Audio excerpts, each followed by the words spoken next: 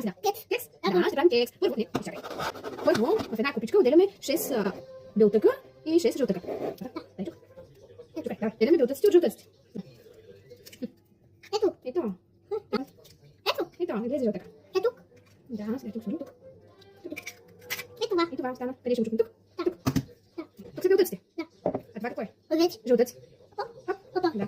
Така, сега разбиваме белтъците с малко захар, чаша и половина захар. Трябва да станат на сняг. На хубав каш. Да. Добре, давай. Да. Пускаме. Да пускаме пак. Готови ли? Да. 3, 2, 1.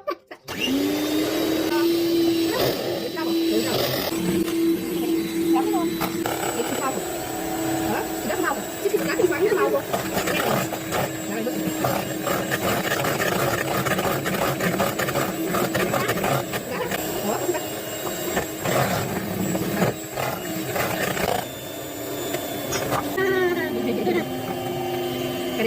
Хоризонче. Мамо.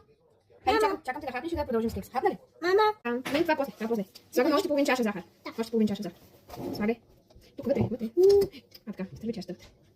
Айде, вътре. Получава се тази хубава пукава смес. Давай. 5 супени лъжички, хладка вода. Брой 1. Но бабия. Добре, 2. Но после ще пи. 3. 4. 5 супени лъжички, хладка вода. Айде, пи. Аз ще бъркам. Докато пиш. Всичко се слага постепенно, за да стане кекса хубав и пухкав. Ако сложим всички съставки наведнъж, няма да стане. И накрая слагаме половин чайна чашка олио. Така, готови сме. Получава се една много хубава и пухкава смес. Сега ще ви покажа. Ето, получава се тази хубава, пухкава смес. Сега добавяме 2 чайни чаши брашно и 3 малки ванилики с дървена лъжица. Ужатня ли? Еделя. Студия, бъркай. Бъркай. Така, лека. Чакай да сложим малко брашно, но не, постепенно. Бъркай хубаво. Искаш какво? Нищо. О, остави лъжицата. Айде, отивай на мивката. Така, взимаме сега формичка за кекс, която намазваме с малко мазнина и набрашняваме.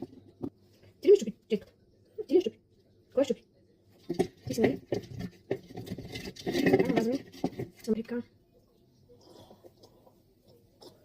В загрята пърна на 180 градуса за около 40 минути. До суха печка. Няма да бъркаме. Печка, в фурната. Няма да бъркаме. Къде ще опъхнем? В фурната? Да. Добре. Кажи чао. Чао. Целка. На мама целка. Е, така ни изглежда и вече готовият кекс. Сега ще го сложим в чудика.